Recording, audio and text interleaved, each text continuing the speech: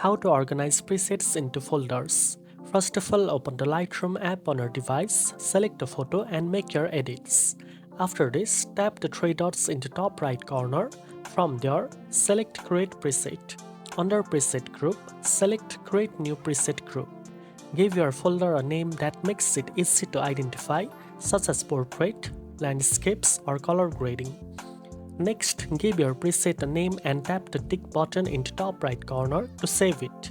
After creating your folder, you can move your presets into it by tapping Move option, selecting the presets you want to organize and assigning them to the folder you created. Repeat this process to categorize all your presets based on style, mood, or purpose. Now you know how to organize presets into folders. If you found this video helpful, don't forget to like, share and subscribe for more editing tips. Thanks for watching and I'll see you in the next one.